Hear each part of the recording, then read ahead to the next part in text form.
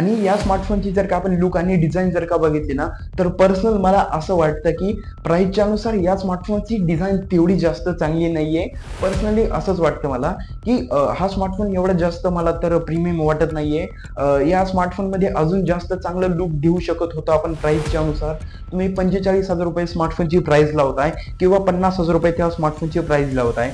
तेवढा जास्त स्मार्टफोन दिसायला प्रीमियम वाटत नाही. मित्रांनो, विवोने ना आपल्या व्ही सिरीजच्या दोन्ही स्मार्टफोनला एकाच दिवशी लॉन्च केलेलं आहे. म्हणजेच की V70 आणि V70 इलाइट या दोन्ही स्मार्टफोनला एकाच दिवशी लॉन्च केलेला आहे. आणि या दोन्ही स्मार्टफोनकडे बघून असं वाटतं की दोन्ही स्मार्टफोनमध्ये खूप जास्त डिफरन्स असेल, पण असं काहीच नाहीये खरं मध्ये. या दोन्ही स्मार्टफोनमध्ये ना खरंच फक्त एकदम छोटासा डिफरन्स आहे. दोन्ही स्मार्टफोनच्या चिपसेट फक्त वेगळ्या आहेत आणि दोन्ही स्मार्टफोनच्या प्राइजेस मध्ये फक्त डिफरन्स आहे. आणि इव्हन त्या दोन्ही स्मार्टफोनचे जे लुक आहे, जी डिझाईन आहे, ती पण दोन्ही सेम आहे. या दोन्ही स्मार्टफोन मध्ये फरक कळत नाही की V70 कोणता आणि इलाइट कोणता. मित्रांनो, आणखी एका नवीन आणि शानदार व्हिडिओमध्ये तुमच्या सर्वांचं आणखी एकदा स्वागत आहे. सगळ्यात पहिल्यांदा या स्मार्टफोनला बघण्याआधी आपण या दोन्ही स्मार्टफोनचे प्राइजेस बघू. विवोचा जो V70चा जो स्मार्टफोन आहे ना, त्याचा जो बेसिक व्हेरियंट आहे तो आहे 8GB प्लस 256GB चा, ज्याची प्राइस आहे 45,999. आणि V70 इलाइटचा जो स्मार्टफोन आहे ना, त्याचा जो बेसिक व्हेरियंट आहे तो आहे 12GB प्लस 256 इंटरनल स्टोरेजचा, त्याची प्राइस आहे 49,999. म्हणजेच की दोन्ही स्मार्टफोनचे बेसिक व्हेरियंट पण वेगवेगळे आहेत आणि दोन्ही स्मार्टफोनच्या प्राइजेस मध्ये डिफरन्स 5,000 रुपयांचा आहे. आणि या दोन्ही स्मार्टफोन मध्ये ना तुम्हाला 3 कलर बघायला मिळतात. एक पहिला ब्लॅक आहे, दुसरा सँड बीच आहे आणि तिसरा पॅशन रेड एक कलर आहे. या स्मार्टफोन मध्ये ना तुम्हाला 6.5 इंचचा बेझललेस विथ पंच होलचा तुम्हाला डिस्प्ले बघायला मिळतो. विथ 120 हर्ट्जचा रिफ्रेश रेट मिळतो या स्मार्टफोन मध्ये. या स्मार्टफोन मध्ये जो डिस्प्ले आहे ना, तो एक AMOLED फुल HD डिस्प्ले आहे. आणि या स्मार्टफोन मध्ये ना 5000 ची ब्राईटनेस मिळते. जर का आपण स्मार्टफोनची बॅटरी बघितली तर 6500 mAhची बॅटरी मिळते या स्मार्टफोन मध्ये. आणि स्मार्टफोनची जी बॅटरी ना, ती बनलेली आहे सिलिकॉन कार्बनने. आणि हा जो स्मार्टफोन आहे ना, तो सपोर्ट करतो 90 वॉटच्या फ्लॅश चार्जरला. म्हणजे कमीत कमी हा जो स्मार्टफोन आहे ना, या चार्जरने जर का चार्ज केला तर कमीत कमी 20 मिनिटांमध्ये तुमचा जो स्मार्टफोन आहे ना, तो 100% चार्ज होईल. आणि जर का तुम्ही रेग्युलर बेसिसवरती स्मार्टफोनला सारखं यूज करत असाल तर जास्तीत जास्त हा जो स्मार्टफोन आहे तो 15 ते 16 तास चालण्याची शक्यता आहे. जर का तुमचा थोडाफार वापर असेल तर 1 ते 1.5 दिवसांचा बॅकअप नक्की हा जो स्मार्टफोन आहे तो तुम्हाला देईल. आणि या स्मार्टफोनच्या बॅटरीला आपण एक चांगली बॅटरी म्हणू शकतो. 6500 mAh battery is not like bad. चांगलीच बॅटरी आहे, चांगला बॅकअप देऊ शकते. या स्मार्टफोन मध्ये 4 वर्षांचे OS अपडेट मिळतात आणि 6 वर्षांचा सिक्युरिटी अपडेट या स्मार्टफोन मध्ये मिळते. आता सगळ्यात महत्वाचा पॉईंट म्हणजे स्मार्टफोनचा प्रोसेसर. जे पण सगळा स्मार्टफोन पूर्णपणे असतो तो सगळ्यात जास्त डिपेंड असतो स्मार्टफोनच्या प्रोसेसरवरती. तुम्ही स्मार्टफोन मध्ये बेस्ट कॅमेरा द्या, बेस्ट IP रेटिंग द्या त्या स्मार्टफोन मध्ये, त्याचा काहीही उपयोग नसतो. सगळ्यात महत्वाचा स्मार्टफोन मध्ये तो म्हणजे स्मार्टफोनचा प्रोसेसर असतो. जसं मी तुम्हाला सांगितलं की V70 आणि V70 इलाइटच्या दोन्ही स्मार्टफोन मध्ये वेगवेगळे प्रकारचे प्रोसेसर आहेत.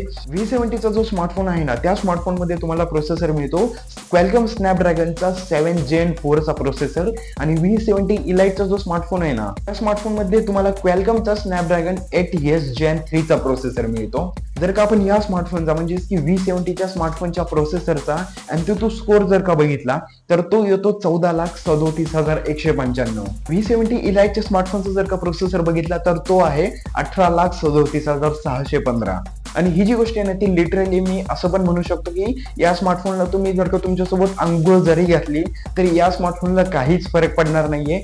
30 मिनिट पर्यंत हा जो स्मार्टफोन आहे ना, तो पाण्यामध्ये राहू शकतो चांगल्याच अंतरावरती. म्हणजे की या स्मार्टफोन मध्ये तुम्हाला IP68 आणि IP69 चा पण सपोर्ट मिळतो या दोन्ही स्मार्टफोन मध्ये. म्हणजे की आतापासून तुमच्या या स्मार्टफोनला पाण्याने काहीच फरक पडणार नाहीये. आणि या दोन्ही स्मार्टफोन मध्ये ना तुम्हाला सेमी कॅमेरा मिळतात. 50 मेगापिक्सेलचा प्रायमरी कॅमेरा मिळतो, 50 मेगापिक्सेलचा टेलिफोटोचा कॅमेरा मिळतो, ज्यामध्ये तुम्ही 100x डिजिटल झूम सुद्धा करू शकता. आणि अप टू 3x सुद्धा झूम तुम्हाला मिळतं या स्मार्टफोनच्या टेलिफोटो कॅमेरामध्ये. आणि 8 मेगापिक्सेलचा अल्ट्रा वाईडचा पण कॅमेरा मिळतो, 50 मेगापिक्सेलचा फ्रंट कॅमेरा मिळतो. म्हणजे स्मार्टफोनच्या कॅमेरामध्ये थोडासा सुद्धा जास्त डिफरन्स नाहीये. टेलिफोटो दोन्हीकडे सेम आहे, प्रायमरी कॅमेरा पण दोन्हीकडे सेम आहे. जर का तुम्ही नाईट फोटोज वगैरे काढत असताल, पोर्ट्रेट्स वगैरे काढत असताल तर ते एकदम चांगली क्वालिटी येणार आहे त्याची.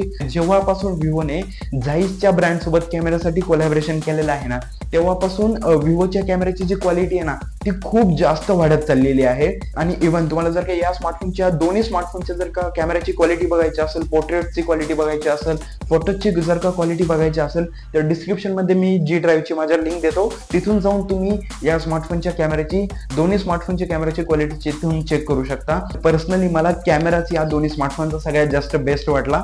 आतापर्यंत विवो जे करत आले कॅमेरामध्ये काम, तेवढंच आता सुद्धा काम करते.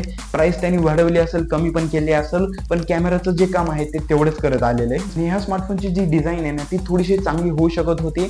जर का तुम्ही एवढी प्राइस देताय, 45,000 असेल, 50,000 असेल, तर थोडी स्मार्टफोन मध्ये डिझाईन तुम्ही अजून चांगली देऊ शकत होता. स्मार्टफोनचा कॅमेरा खरंच चांगला आहे.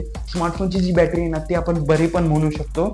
आणि स्मार्टफोन मध्ये जी गेमिंग आहे ती पण चांगल्या पद्धतीने चालते. 90 FPS ने आरामात तुमची जी गेमिंग आहे ना ती चालू शकते. हा जो स्मार्टफोन आहे ना त्याची जी प्राइस आहे ना ती जास्तीत जास्त 35,000 किंवा 40,000 रुपयांच्या मध्ये पाहिजे होती. IP68 आणि 69 दोन्ही सपोर्ट करते या स्मार्टफोनला, तर ती पण चांगलीच गोष्ट आहे. बाकी ऑल ओव्हर जो स्मार्टफोन आहे ना तो खरंच स्मार्टफोन चांगला आहे.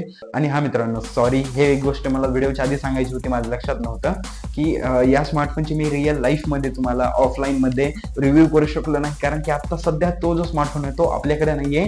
एवढे जास्त पैसे पण नाही आहेत आपल्याकडे हा स्मार्टफोन घेऊन मी तुम्हाला रिव्ह्यू करू शकतो. पण जेवढं माझ्याच्याने शक्य झालं, ज्या स्टॉक फुटेज मिळाल्या, ज्या स्मार्टफोन बद्दलची खरी जी इन्फॉर्मेशन आहे आणि जे मला स्वतःला वाटतं या स्मार्टफोन बद्दल, ते मी तुम्हाला सांगण्याचा या व्हिडिओमधून प्रयत्न केला.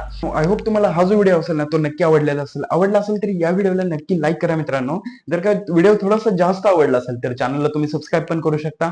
भेटूयात अशाच एक नेक्स्ट तडकत्या व्हिडिओ कंटेंट सोबत. तोपर्यंत नक्की लक्षात ठेवा. Tata, bye bye, good bye.